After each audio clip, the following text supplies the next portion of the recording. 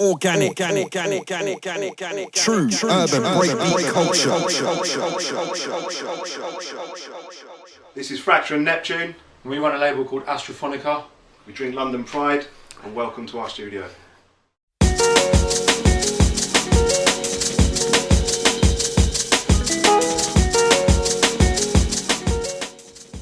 Right, up next on Astrophonica is Fracture Neptune, The Limit, which is out now.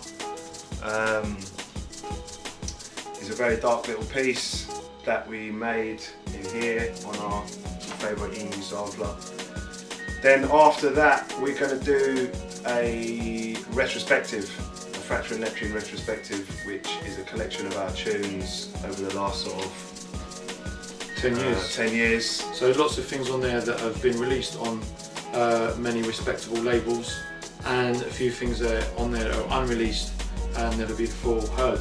Yep. Which will be nice. Some stuff that we made in about 99, 2000. So yeah, there's a lot of stuff on there.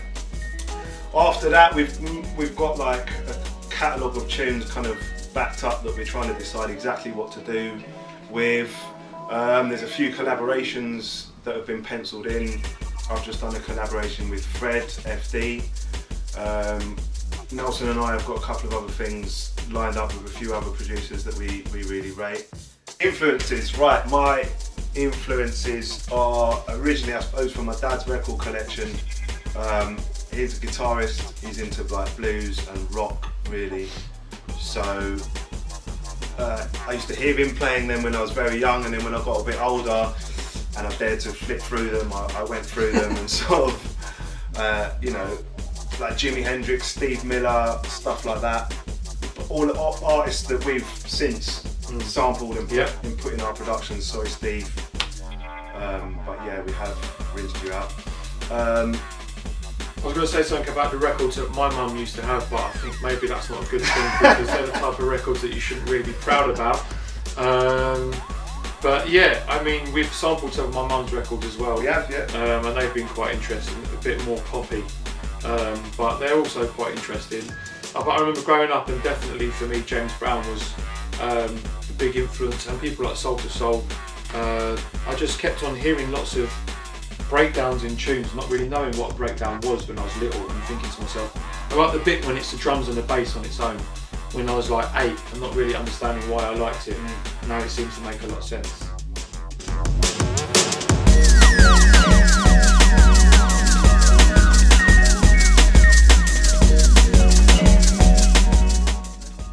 So we use lots of hardware in our studio.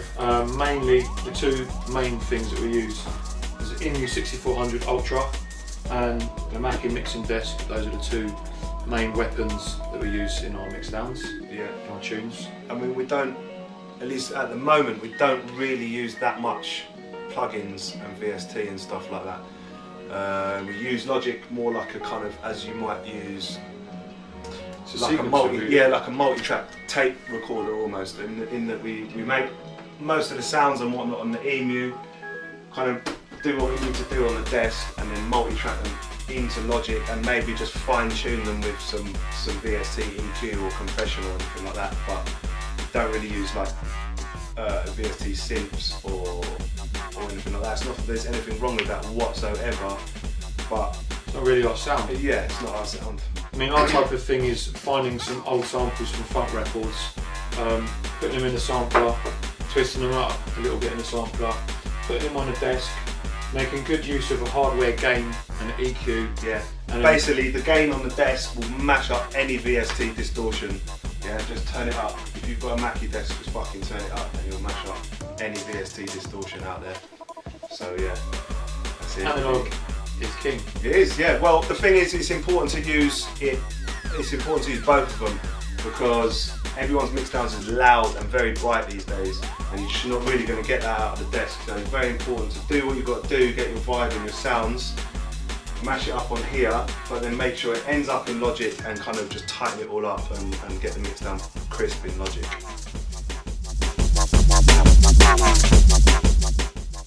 We also use, or have used in the past, quite a lot of live instruments.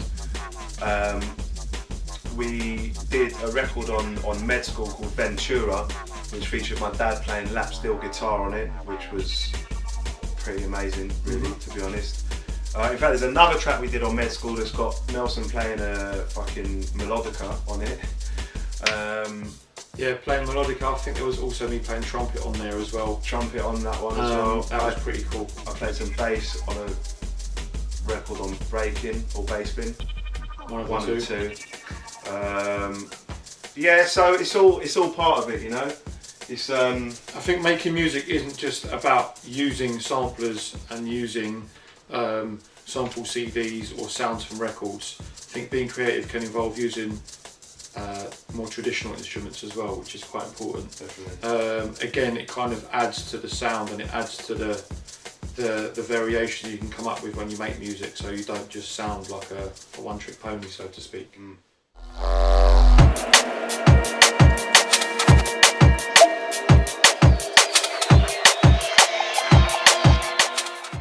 Yeah, as we mentioned, we run a label called Astrophonica, and I think it's very important for us to talk about how difficult it is running a label, running a predominantly vinyl drum and bass label in 2010, or I suppose any sort of music. It is really hard. The whole industry is under strain.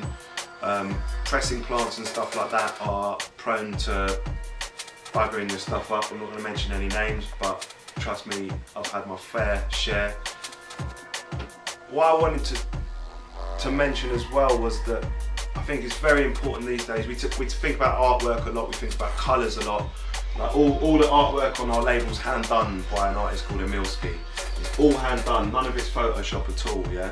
So it's, apart from these dots, it's not really that much time. But you know, the artwork and how you market it, and it's really important. It's just really not as easy as putting out a tune, and like it was maybe 10 or 15 years ago, you could literally just put a record out and be guaranteed to more than double your money.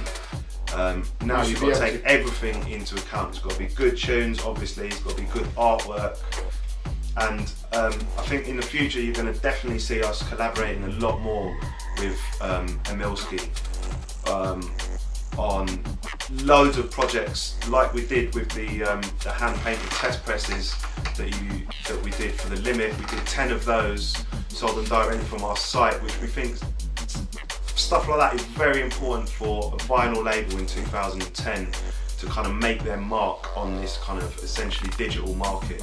So you can definitely see us in the future collaborating with kind of more limited vinyls. We want to do some animations and stuff like that.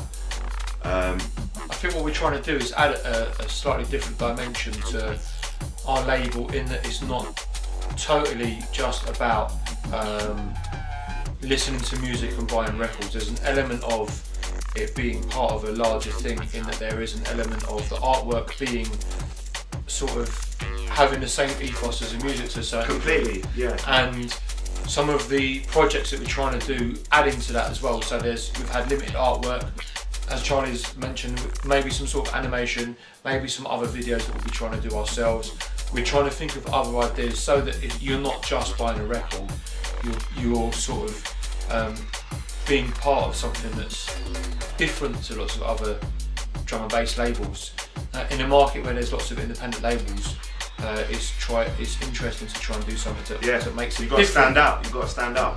Standing out from the crowd these days can be sometimes quite different and difficult, so that's what we're trying to go for, really.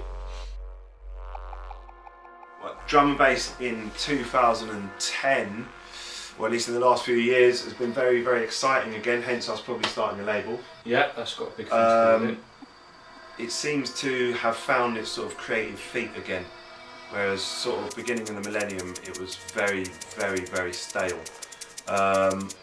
And I think it actually took for another form of music in dubstep to come along, which I hold very close to my heart. And dubstep had a lot of space in it, and it was kind of more about grooves and bass again, and not so much about kind of just battering your eardrums. And I think it definitely made me as a drum and bass producer, and a load of other producers take a step back and think sort of like, wow, there's actually space in our music. Let's you know, let's not try and fling a million sounds in. Let's like really strip it back. And I think it's really paid off. I know lots of people have been talking about One.Seventy music as a thing in that it's not drum and bass anymore. It's just lots of different genres of music all being made at a similar tempo and played at the same time. And I think that's a great thing because it means you can be a bit free with what you do, be a bit more creative, and you don't have those sort of people looking over your shoulder telling you what you can and can't do and what drum and bass is and what drum and bass or jungle or techno or whatever it happens to be is anymore. And I mean, we pretty much stopped about 5 years ago. Pretty much didn't make a tune for a couple of years, yeah, a couple of years, just because really was not feeling it at all.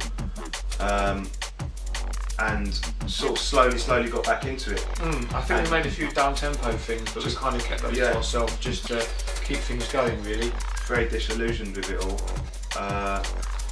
But now I'm so happy to be running a label in 2010. It's literally every day I think about it and it excites me, and I think, right, I'm going to do this with the label, I'm going to do this with the label. And it's because the music is so creatively open at the moment, which is great. I think the more creativity that's out there, the more it fuels us to be more creative. The more people push the envelope, the more we'll push our envelope, and that way, sort of, the music listener benefits as well as the music maker.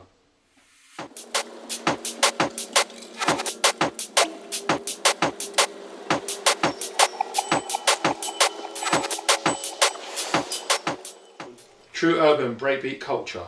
Organic. True urban breakbeat culture.